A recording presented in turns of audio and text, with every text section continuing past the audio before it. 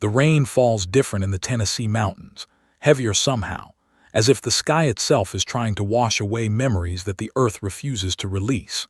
In the autumn of 1893, when the fog settled thick over the valleys and refused to lift for 17 days straight, there stood a house at the edge of Granger County where no smoke rose from the chimney despite the cold. The locals called it the Blackwood place, a name spoken with the kind of careful neutrality that hides profound unease. The house was Victorian in style, incongruous among the simple homesteads that dotted the mountain landscape, with its gabled roof and wraparound porch and windows that seemed to watch the road like eyes tracking movement. 3 sisters lived there, had lived there for as long as anyone could remember, though no one could say exactly how long that was or where they had come from before. The townsfolk of Granger kept their distance. Not because the sisters were unfriendly, but because there was something about them that made conversation difficult, something in the way they moved in perfect synchronization, finishing each other's sentences, wearing identical dresses in different colors as if they were variations of a single person rather than 3 separate individuals.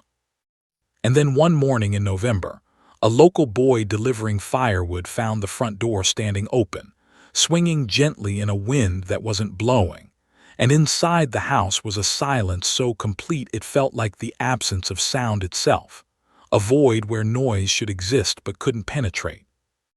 What he discovered when he stepped across that threshold would remain sealed in court records for over a century, hidden behind legal restrictions and deliberate obscuration, a secret so disturbing that those who knew it chose collective amnesia over truth. Welcome to this channel. Today, we step into a case that is not just difficult to understand, it reshapes the meaning of fear itself. Like the video, subscribe to this channel and tell me in the comments, where are you watching from? The Blackwood sisters appeared in Granger County in the spring of 1876, arriving without fanfare or explanation. There were 3 of them, Agnes, Constance, and Millicent, and they purchased the old Morrison property with cash money, a sum substantial enough to make the transaction memorable. The county clerk who processed the deed, a man named Herbert Walsh, noted in his personal diary an observation that would seem trivial at the time but gained significance later. The 3 women who purchased the Morrison land today were peculiar in their sameness, he wrote on April 12, 1876. Though they gave different names and appeared to be of different ages, there was an unsettling similarity in their features, as if one face had been aged differently 3 times. The eldest, Agnes, appeared perhaps 45 years. The middle sister, Constance, seemed 30, and the youngest, Millicent, looked no more than 20. Yet their eyes were identical, pale gray like winter ice, and they moved with a coordination that suggested they had rehearsed every gesture. When I asked where they came from, all 3 answered simultaneously, from back east, which told me nothing.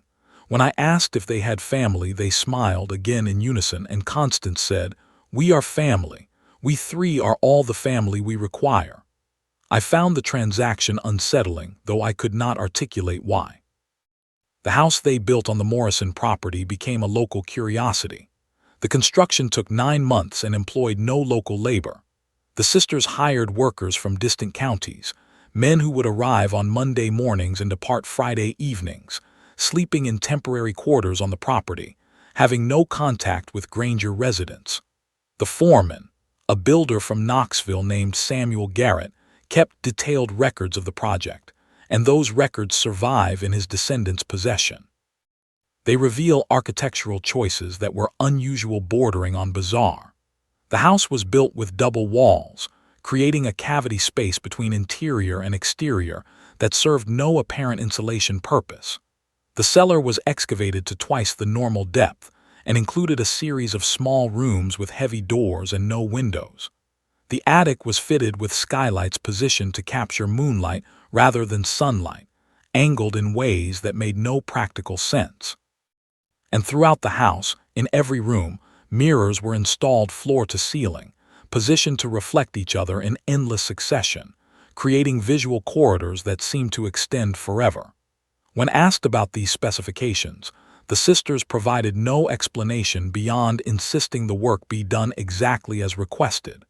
Garrett noted in his records, "These women know precisely what they want and will accept no deviation." The design is their own, drawn in meticulous detail, and they oversee every aspect of construction with an intensity that borders on obsession. I have built 37 homes in my career, but I have never encountered clients who seem to be building not a residence but a machine, though what purpose it serves I cannot fathom. The house was completed in January of 1877, and the Blackwood sisters moved in immediately, vanishing behind those walls like creatures returning to a shell. For the next 16 years, they would emerge only occasionally, always together, always dressed in coordinated outfits, always moving with that eerie synchronization that made people uncomfortable in ways they couldn't articulate. They attended church sporadically, sitting in the back pew, leaving before the service ended. They purchased supplies in town once monthly, speaking only when necessary, paying in coins that were always the exact amount required, as if they had calculated the cost in advance. And they had no visitors, no social connections, no interaction with neighbors beyond the minimal requirements of coexistence. The town developed theories about them, as isolated communities always do about outsiders who refuse integration.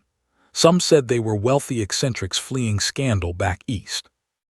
Others whispered they were witches practicing dark arts in that strange house with its mirrors and moonlight rooms. A few suggested they were sisters in name only, perhaps a small cult or religious sect living in self-imposed isolation. But the theories remained speculation, because no one knew anything concrete about the Blackwood sisters beyond their names and their presence. In 1884, a young schoolteacher named Catherine Mills attempted to befriend them, motivated by Christian charity and genuine curiosity. She visited the Blackwood house on a bright May afternoon, bringing fresh-baked bread and an offer of companionship. Her diary, preserved by her descendants, describes the encounter. "I walked up the path to the Blackwood home with good intentions and nervous anticipation," Catherine wrote on May 9, 1884. "The house loomed larger than I remembered from viewing it at a distance, its windows reflecting the sky in ways that made them appear empty, void of interior. I knocked upon the door and waited what felt like an eternity before it opened. The three sisters stood in the doorway, not sequentially but simultaneously, as if they had materialized together. They did not greet me but simply stared with those pale gray eyes, waiting for me to speak. I introduced myself and extended the bread, explaining I wished to welcome them properly to the community, though they had lived here 8 years. Agnes, the eldest, took the bread without thanks. Constance, the middle sister, said, 'We appreciate the gesture but require no companionship.' Millicent, the youngest, added, 'We are complete unto ourselves.' I persisted, asking if they might join the ladies' social circle or if I might visit again. All three shook their heads in perfect unison, and then something happened that I struggled to describe rationally. For a moment, just a brief instant, I saw past them into the house, and I saw mirrors, dozens of mirrors, and in those mirrors I saw not 3 women but multitudes, the same faces repeated endlessly, creating an optical labyrinth of Blackwood sisters extending into infinite regression. I felt suddenly dizzy, disoriented, as if the ground beneath me had shifted.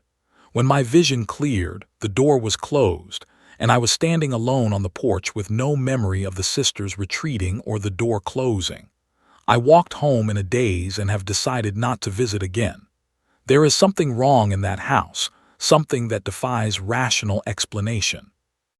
If you're still listening, take a moment to like the video, subscribe to this channel, and tell me in the comments, where are you watching from? The years passed and the Blackwood sisters aged, though not in ways that seemed natural to those who observed them. Agnes, who had appeared 45 in 1876, looked perhaps 50 in 1890. Constance seemed barely older than when she arrived. And Millicent, the youngest, appeared frozen in time, her face smooth and unlined despite nearly 2 decades passing. Townspeople noticed this peculiarity but dismissed it as genetics or healthy living, unwilling to confront the impossibility it suggested. In 1891, the town's physician, Dr. Marcus Brennan, was called to the Blackwood house for the first and only time. Constance had suffered some manner of injury or illness, the message said, and required medical attention. Dr. Brennan's medical journal, discovered in an attic sale in 1978, contains his account of that visit. I arrived at the Blackwood residence on October 3, 1891, uncertain what to expect, he wrote. I was admitted by Agnes and Millicent, who led me to a second-floor bedroom where Constance lay in bed, her face pale and drawn. The injury, they explained, had occurred when she fell down the attic stairs. Upon examination, I found extensive bruising along her right side and a possible fracture of the ribs. But what struck me as peculiar was the nature of the bruising.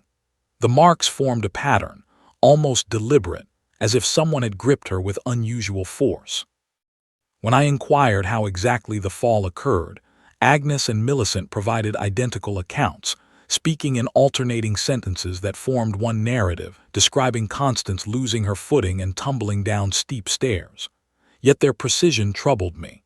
It felt rehearsed, performed. I treated Constance's injuries and prepared to leave, but as I descended to the first floor, I passed an open door to what appeared to be a study. Inside, I glimpsed something that has haunted me since. On the walls were photographs, dozens of them, all showing the three sisters in various poses and settings. But the photographs appeared to span decades, far more decades than the sisters had lived in Granger. In some images, they were clearly young, perhaps in their teens. In others, they were middle-aged. Yet the images were arranged not chronologically but in groups, as if documenting different versions of the same three people across different time periods. Before I could examine them more closely, Millicent appeared and quietly closed the door, saying, "Our family history, very personal." I did not argue, but I left that house convinced that the Blackwood sisters were hiding something profound and possibly dangerous. The incident that would finally expose the Blackwood secret began innocuously in October of 1893.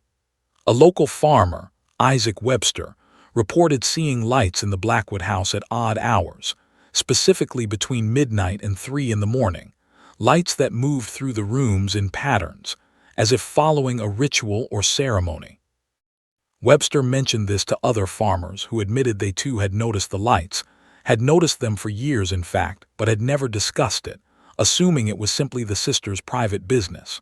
But Webster's son, a boy of 14 named Thomas, became fixated on the mystery.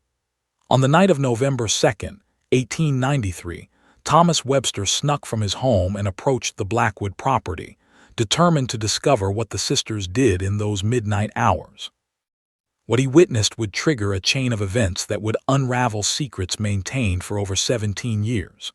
Thomas never spoke publicly about what he saw that night, but his testimony was recorded in sealed juvenile court records that were unsealed in 2004 under a Freedom of Information request. According to those records, Thomas approached the house around 1 in the morning and looked through a first-floor window. Inside, he saw the three sisters standing in a triangular formation in the mirrored parlor, candles burning at precise intervals around them, and they were speaking, chanting in unison in a language Thomas did not recognize. But what terrified him was what he saw in the mirrors. The reflections did not match the reality. In the room stood 3 women. In the mirrors, he saw dozens, perhaps hundreds, all performing the same movements, all speaking the same words, as if the 3 physical sisters were somehow connected to a vast, invisible multitude existing in the reflected space. Thomas ran home and told his father what he'd seen. Isaac Webster, a practical man not given to supernatural belief, initially dismissed it as boyish imagination fueled by rumors and darkness, but Thomas's terror was genuine and persistent. After several days of his son's distress, Isaac decided to investigate himself. On November 7th, he visited the Blackwood house during daylight hours, bringing his wife Emily as witness. They knocked on the door and requested to speak with the sisters about their son's trespassing, intending to apologize for the intrusion but also to assess the situation. What they encountered confirmed their son's story in ways that terrified them more than his account had. Agnes answered the door and invited them inside with a cordiality that seemed forced, artificial. Constance and Millicent appeared from different rooms, moving into position as if responding to an unheard signal. The Websters explained their son's nighttime visit and apologized for the invasion of privacy. The sisters accepted the apology with mechanical grace, but Emily Webster noticed something that made her blood run cold. In the mirrored walls of the parlor where they stood, she saw not 3 sisters and 2 visitors, but only the 3 sisters, repeated endlessly in the reflections. She and her husband cast no reflections at all. She nudged Isaac and whispered this observation. He looked and confirmed it. Neither of them reflected in any of the mirrors. It was impossible, a violation of physical law, yet undeniable. The Websters left quickly, making excuses, and went directly to the county sheriff. Sheriff William Dalton was 58 years old in 1893, a veteran of the Civil War and 2 decades of law enforcement. He was not a man easily frightened or convinced of supernatural phenomena. When the Websters came to him with their story about mirrors that reflected selectively, he listened politely but skeptically. However, the distress of both parents was genuine, and Thomas's ongoing nightmares suggested something had indeed disturbed the family. On November 10th, Dalton visited the Blackwood house, accompanied by his deputy, Robert Marsh. The sisters received them cordially, offering tea and seats in that mirrored parlor. Dalton explained that concerns had been raised about unusual activities on the property and requested permission to look around, framing it as a formality to satisfy worried neighbors. The sisters exchanged glances, a silent communication passing between them, and then Agnes spoke. "Sheriff Dalton, we have lived here peacefully for 17 years, bothering no one, asking nothing of this community. What we do in our home is our private affair. We have broken no laws. We have harmed no one. We request that you respect our privacy and leave us in peace." Dalton, observing the deputy's discomfort at the endless mirror reflections, decided to press the issue gently. "I'm sure that's true, ma'am. But you understand, when folks see strange lights and hear odd reports, it's my duty to investigate. Just let me have a quick look around, confirm everything's in order, and I'll leave you be." The sisters conferred again silently, and then Constance said, "Very well, but understand that what you see may disturb you. We have lived in ways that conventional society does not accept. We have pursued knowledge that conventional religion condemns. If you insist on seeing, we will show you, but you will wish we had not." Dalton, interpreting this as theatrical intimidation, insisted he proceed. The sisters led him and Deputy Marsh through the house, room by room, and what they saw was documented in Dalton's official report, though the report was sealed immediately after filing and remained classified until 2004. The house contained no furniture beyond the minimal necessary items. Every room was lined with mirrors positioned to reflect each other endlessly. In several rooms, they found altars of sorts, tables covered with candles, crystals, and books written in languages Dalton could not identify. In the cellar, they found the small rooms that Samuel Garrett had noted during construction, and in those rooms were objects that defied easy explanation. Dalton's report describes vessels of preserved biological material, possibly organs or tissues, labeled with dates and names. Diagrams showing human forms with notations about transferring consciousness or essence. Journals filled with detailed accounts of experiments attempting to achieve what the writers called perpetual existence through reflective medium transference. And in the deepest cellar room, a large mirror, taller than a man, encased in an ornate frame, before which was arranged a ceremonial space with markings on the floor in what appeared to be dried blood. If you're still listening, take a moment to like the video, subscribe to this channel, and tell me in the comments, where are you watching from? Dalton and Marsh retreated from the cellar, deeply disturbed, and demanded an explanation. The 3 sisters sat them down in the parlor and told them a story that seemed impossible, yet explained everything they had seen. Agnes, speaking primarily while her sisters added details, revealed that they were not truly sisters by birth but by purpose. They had come together decades earlier, back in the 1830s, as members of a spiritualist community in New England that had experimented with theories about consciousness, mortality, and the nature of identity. The community, led by a woman whose name Agnes would not speak, had developed a practice they called reflective continuation, based on the belief that consciousness was not bound to flesh but could exist in reflection, in the space between mirrors, in the infinite regression of reflected images. Through ritual and discipline, members of the community learned to transfer their essential selves into the reflective medium, abandoning their original bodies and inhabiting new ones when needed. "We have lived for over 60 years, Agnes said, not in one body each but in many, transferring when age or injury makes continuation in one form untenable. The mirrors are not decoration but doorways, gateways to the space where consciousness can exist independent of flesh. We came to Granger to continue our practice in privacy, hopping to perfect the technique, to achieve true immortality through perpetual transference." Dalton listened to this explanation with growing horror, not because he believed it but because the women's absolute conviction suggested severe mental illness. He asked them to accompany him to town, suggesting they needed medical evaluation. The sisters refused. Constance stated calmly, "We have lived beyond the bounds of your laws and conventions for decades. We will not submit to your authority now. If you attempt to remove us by force, we will simply leave these forms and inhabit others. You cannot imprison consciousness. You cannot arrest what exists in reflection." Dalton, uncertain how to proceed with individuals who were clearly delusional but had technically committed no crime, left the house and consulted with the county prosecutor. The prosecutor, after hearing Dalton's account and reading his report, decided that the materials found in the cellar, particularly the preserved biological specimens, constituted evidence of potential crimes, possibly grave robbery or worse. A warrant was issued for the sisters' arrest and the seizure of all materials in the house. On November 15, 1893, Dalton returned to the Blackwood property with 6 deputies and the warrant. They found the front door standing open, swinging in wind that wasn't blowing. Inside, the house was empty.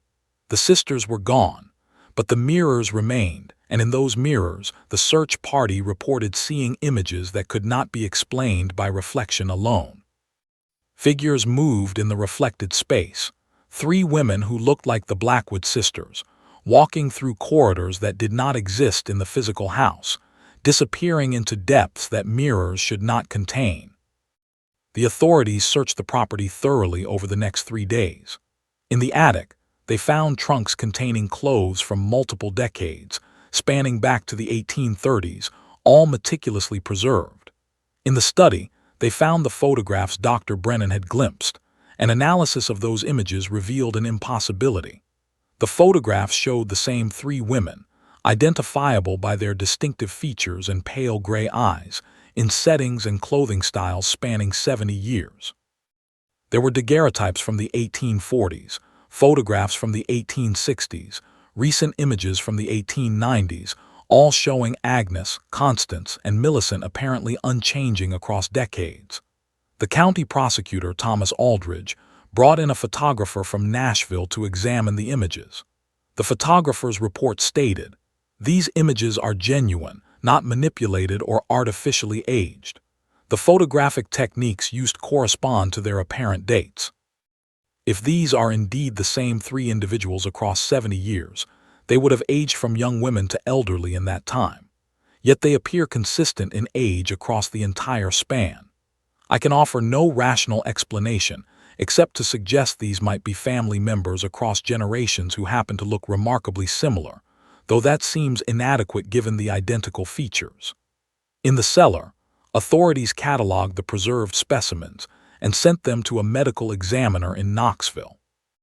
The examiner's report, filed December 3, 1893, confirmed the specimens were human organs, specifically hearts, lungs, and portions of brain tissue, preserved in formaldehyde. But the report noted something disturbing. The tissues showed no signs of disease or trauma that would explain their removal. They appeared to have been harvested from healthy individuals through surgical means. Each specimen was labeled with a date and a single initial, A, C, or M, suggesting they had come from the sisters themselves, though how anyone could remove and preserve their own organs while surviving was medically impossible. The case became a sensation in Tennessee and surrounding states. Newspapers ran lurid headlines about the mirror witches of Granger County and speculated about devil worship, black magic, and human sacrifice. The Chattanooga Times published a series of articles in December 1893 that captured public imagination and horror. One article, dated December 10th, stated, "The House of Mysteries on the mountain has yielded secrets that challenge both science and faith." 3 women, appearing to have lived far beyond natural human lifespan, vanished without trace after authorities discovered evidence of practices that defy Christian understanding. Local residents report seeing the women in town after their disappearance, walking through the streets at dawn, visible but incorporeal, there and not there simultaneously.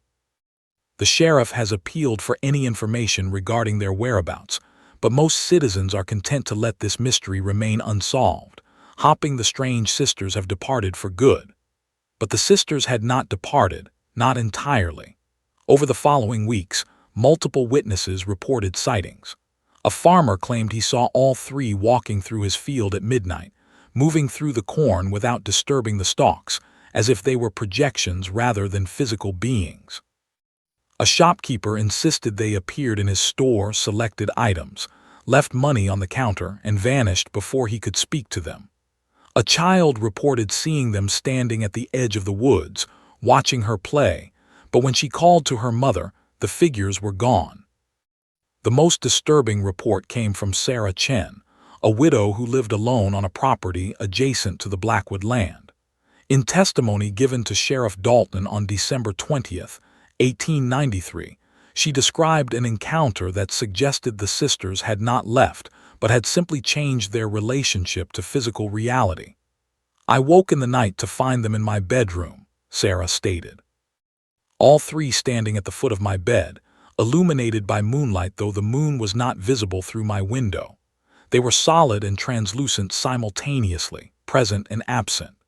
Agnes spoke, and her voice came from everywhere, not from her mouth but from the walls, the air, the mirror on my dresser. She said, "We have transcended the limitation of singular form. We exist now in the reflective medium, in the space between what is and what is reflected. We are consciousness unbound from flesh, distributed across infinite regression. You see us because you have mirrors in your home. Remove the mirrors and you will see us no more, though we will remain, watching from the space you cannot perceive."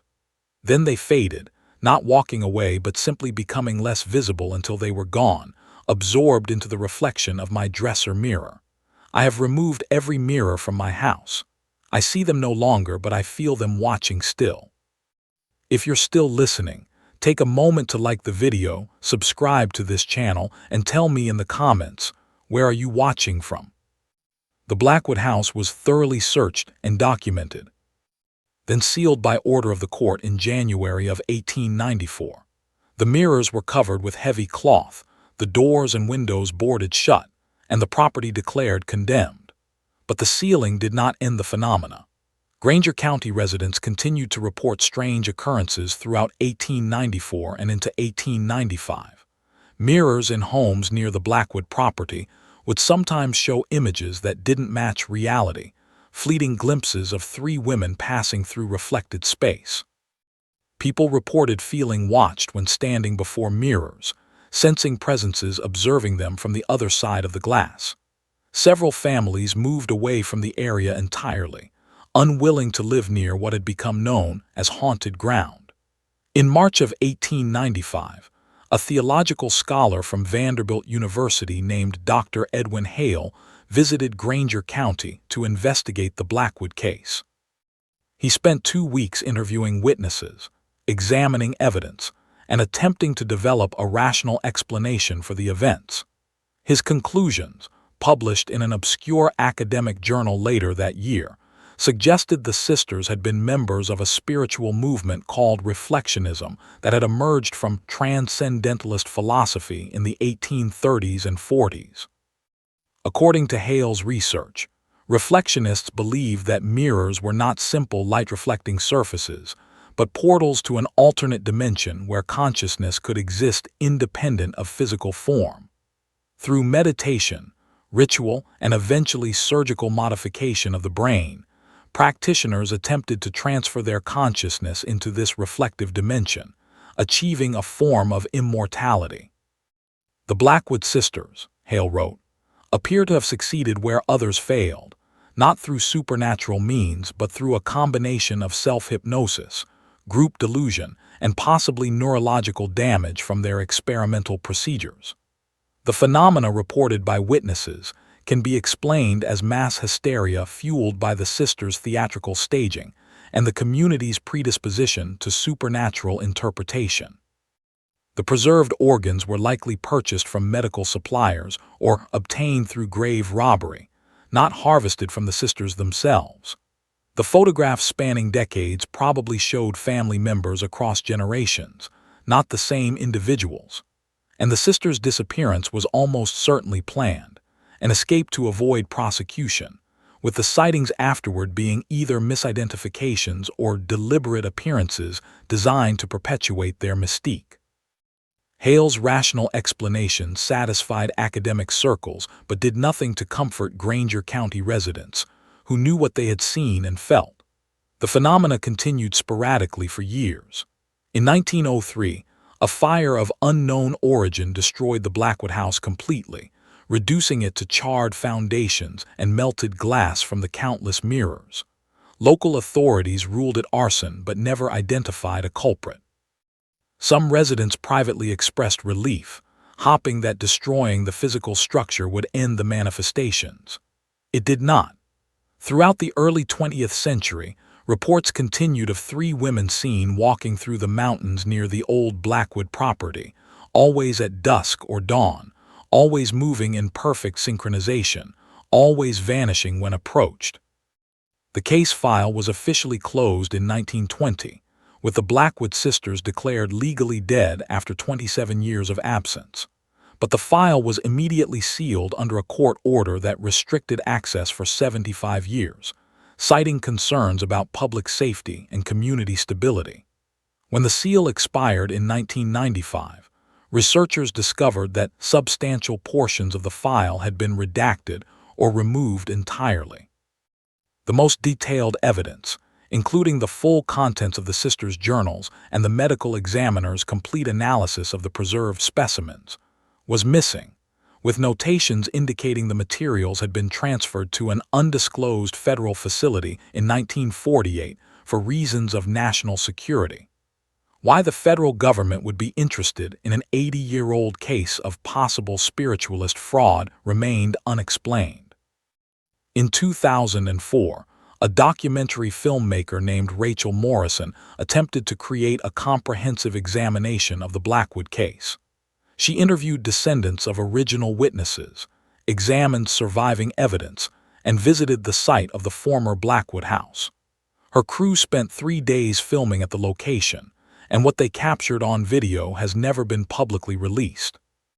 According to Morrison's production notes, discovered after she abandoned the project, the crew experienced equipment malfunctions, unexplained audio recordings of voices speaking in languages none of them recognized, and visual anomalies in their footage showing figures that were not present during filming.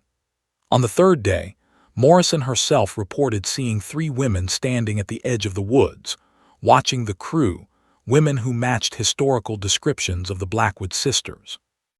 When she approached to investigate, the figures remained visible but did not grow closer no matter how far she walked toward them, as if they existed at a fixed distance, always receding. She abandoned the project immediately and refused to discuss it publicly beyond stating, "Some mysteries should remain mysteries. Some doors should stay closed." If you're still listening, take a moment to like the video, subscribe to this channel, and tell me in the comments, where are you watching from? In 2017, a team of parapsychologists from Duke University received permission to conduct a scientific investigation of mirror-related phenomena reported in Granger County. Using modern equipment including thermal imaging, electromagnetic field detectors, and high-speed cameras, they spent 2 weeks documenting the area where the Blackwood house had stood. Their findings, published in the Journal of Paranormal Research in 2018, were inconclusive but disturbing. They detected consistent electromagnetic anomalies in areas where mirrors had been located according to historical documents. High-speed photography captured what appeared to be humanoid forms manifesting briefly in reflective surfaces, though the images were too distorted for definitive analysis. And multiple team members reported subjective experiences of being watched, of sensing presences that seemed to observe them from just beyond perception. The lead researcher, Dr. Amanda Foster, concluded her report with an unusual admission for an academic paper.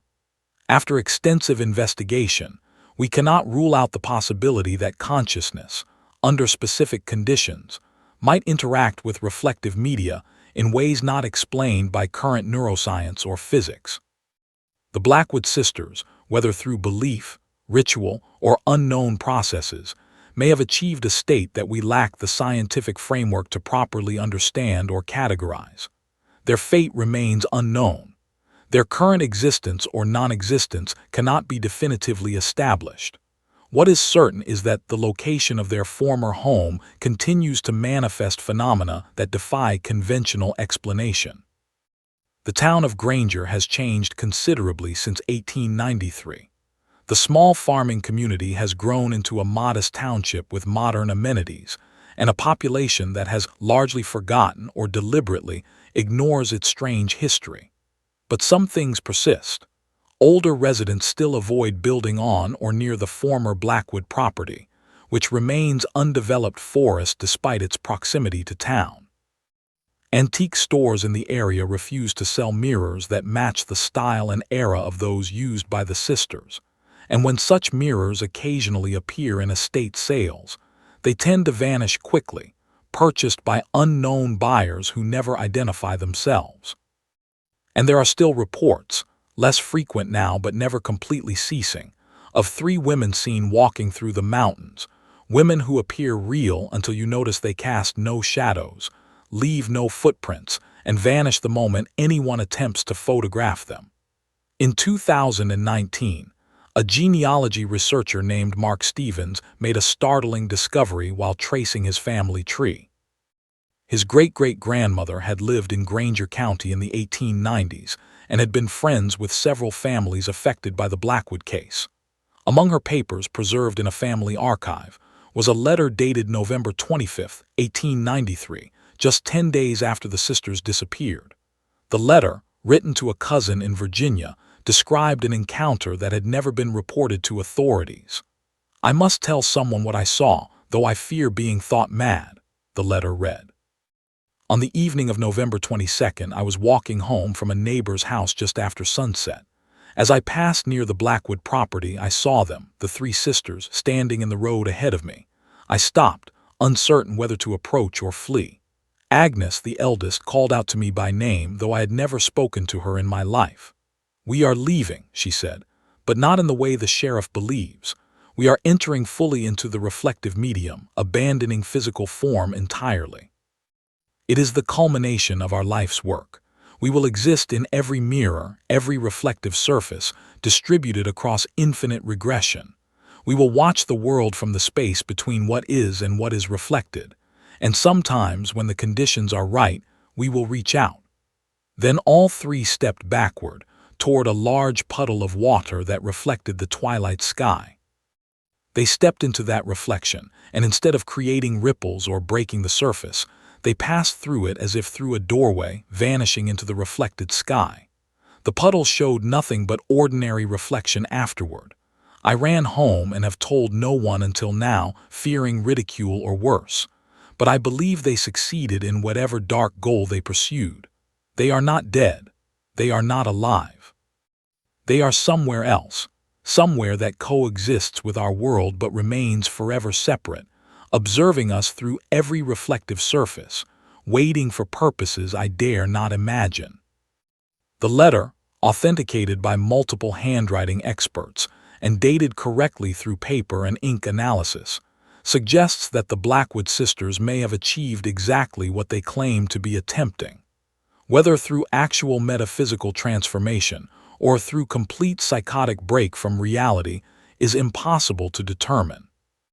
But the persistence of phenomena across more than a century suggests something remains, some residue of their existence or belief, embedded in the landscape and perhaps in the very nature of reflection itself. The question that haunts researchers is this: if consciousness can somehow exist in or transfer to reflective media, what are the implications? Every mirror becomes potentially inhabited. Every reflection potentially observes as well as reflects. The boundary between observer and observed collapses, and three women who decided over a century ago to abandon physical existence might still be present, distributed across countless reflective surfaces, watching humanity from the space between reality and its image, waiting for something, preparing for something, purposes unknown but possibly malevolent. Modern neuroscience has discovered that human consciousness arises from complex patterns of neural activity, patterns that could theoretically be replicated or transferred if the right technology existed. Quantum physics has revealed that observation affects reality at fundamental levels, that the act of measurement changes what is measured. These discoveries lend a strange plausibility to what the Blackwood sisters believed, suggesting that perhaps their techniques, their mirrors and rituals and consciousness-altering practices, stumbled onto something real, something that mainstream science is only now beginning to glimpse. Whether that something is a dimension, a state of being, or simply a very convincing form of collective delusion remains the question that the Blackwood case poses but cannot answer. In Granger County today, you can still visit the site where the Blackwood house stood. It's marked by nothing except slightly different vegetation, trees that grow in a pattern suggesting an old foundation beneath the soil. Local teenagers sometimes dare each other to spend the night there, though few complete the challenge. Those who try report the same experience. As darkness falls, they begin to feel watched. Not by anything physical, not by anyone present, but by something observing from everywhere simultaneously. The feeling intensifies until it becomes unbearable, a pressure behind the eyes, a sensation of being studied by intelligences that exist just beyond perception.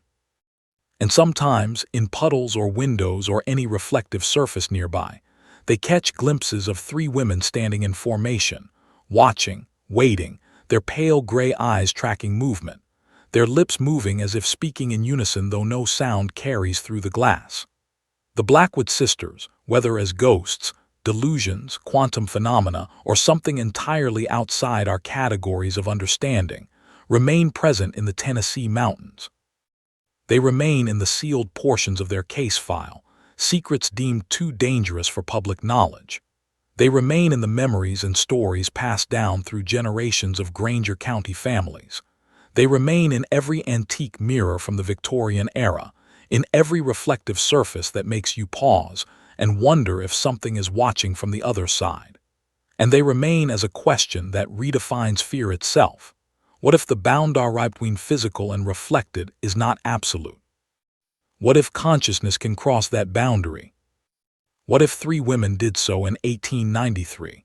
And what if they're still there, in the space between, looking out at us from every reflection, seeing us in our most private moments, observing humanity's evolution across more than a century, waiting for the moment when they can step back through the mirror, when conditions are right, when enough people believe, when the veil between worlds grows thin enough for consciousness to pass through not just into reflection but back out again, bringing with them whatever knowledge or madness they've accumulated in 130 years of existence between reality and image.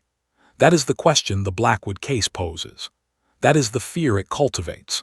Not fear of death, but fear of transformation into something neither living nor dead, neither present nor absent, but eternally observing from the space where all reflections meet and merge and wait.